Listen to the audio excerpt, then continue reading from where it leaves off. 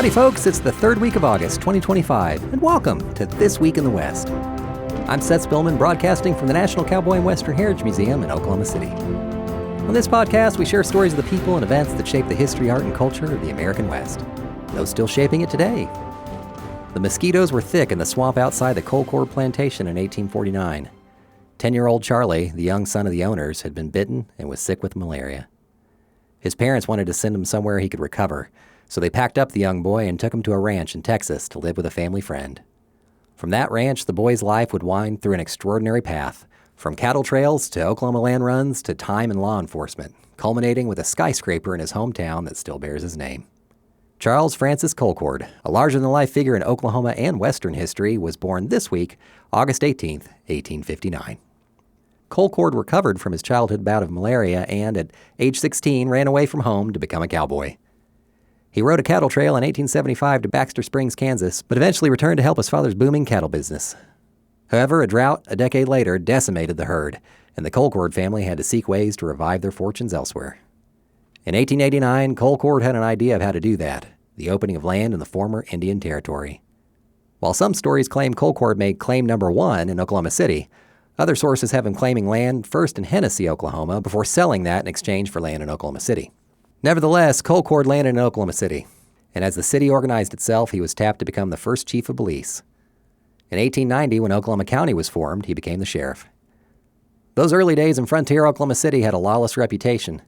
Colcord spent his time working with U.S. Marshal Bill Tilghman to round up gangs and outlaws.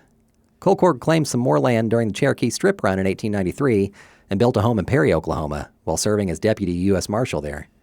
But Oklahoma City drew him back, and once Colcord returned in 1898, his influence on the city became unstoppable. Charlie got into the business of banking, land development, and oil exploration. In 1905, while on a hunting trip with friends and business partners Robert Galbraith and Frank Chesley, Colcord's 2 Kentucky wolfhounds chased a wolf and vanished. The search for the dogs led the men to a farm owned by a Creek Indian named Ida Glenn. While looking for the dogs with Galbraith and Chesley, Chesley came across a spot where oil was seeping from the rocks. Together with John O. Mitchell, the group secured the drilling rights to the land. On November 22, 1905, they struck oil, marking the discovery of the Glen Pool oil field, which became one of the largest known oil fields in the world. In Oklahoma City, Colcord founded the Commercial National Bank of Oklahoma City. He also served as vice president of the State National Bank, president of the Oklahoma City Building and Loan Association, and director of the Oklahoma State Fair Association. He was also the longtime president of the Oklahoma Historical Society. In 1909, Colcord secured his legacy in the Oklahoma City skyline by literally creating it. He developed the city's first skyscraper, the 14-story Colcord building at the corner of Robinson and Sheridan. Completed in 1910, the building was designed with the latest safety features brought about by the Great San Francisco earthquake a few years prior. The building was the tallest in Oklahoma City until 1923. These days, following a renovation in the mid-2000s, it's a luxury hotel. In the 1920s, Colcord built a 2,000-acre ranch in southern Delaware County.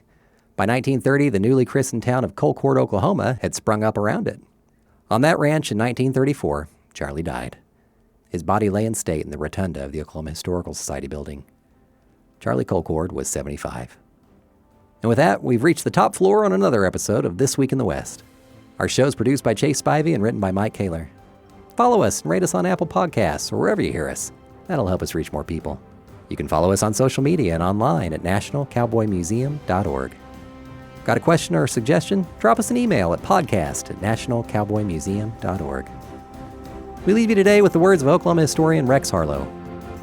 For richness of experience and active participation in the exciting pioneer days of the Southwest and the unflinching allegiance to duty constantly fraught with danger, Colcord's life challenges the interest and admiration of every true man and woman in this pioneer nation. Much obliged for listening, and remember, come find your West here at the National Cowboy and Western Heritage Museum.